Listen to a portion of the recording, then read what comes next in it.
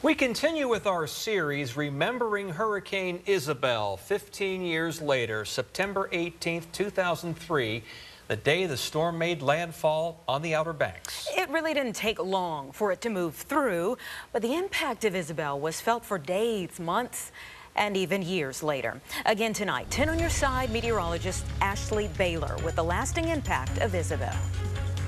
Once Hurricane Isabel hit the coast of North Carolina, it didn't take much time for the monster storm to pick up speed and plow through the region. But just like any major weather event, the time to recover was much longer than the duration of the storm itself.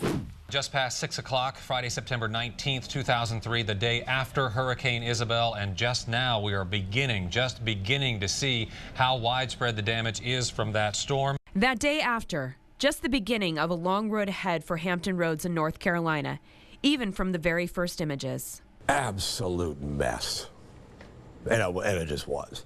You just knew it. $3 billion in damage total. A huge area of Virginia attacked by Isabel's winds. By the time it got on up into our area, it weakened further, but still, the winds were spread out, so we had hour upon hour upon hour of near hurricane force winds. The reality is that from a wind perspective, this is one of the more significant events that the area had experienced in probably the last 75 to 100 years.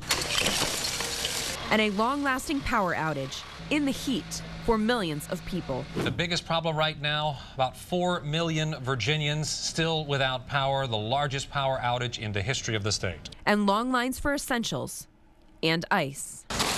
The power outages, thanks to those downed trees, a victim of a summer that had already saturated the ground. It was just like boom, boom, boom, boom, boom. You'd go through neighborhoods, even my own neighborhood. There would be trees, there'd be 10, 12 trees down, giant pin oaks, you know, with trunks that are this wide.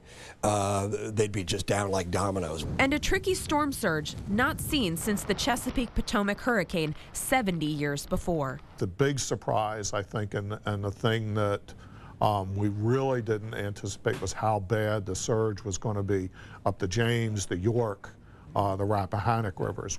Cities like Poquoson inundated. The Midtown Tunnel, closed for weeks after the storm, overpowered efforts to close it for flooding.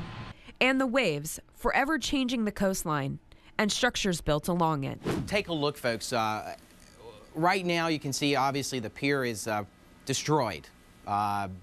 The waves and seas and the storm surge certainly doing its damage to the pier. In all, 51 people died in Isabel's path, 32 in Virginia alone. The loss of life was really pretty light, considering what we went through with that whole day. It took months, even years, for some places to recover. The lessons learned by forecasters from Isabel's path and actions were invaluable. Isabel changed a lot. You know, it's one of those data points that you don't forget, just because of how everything happened and the way it happened.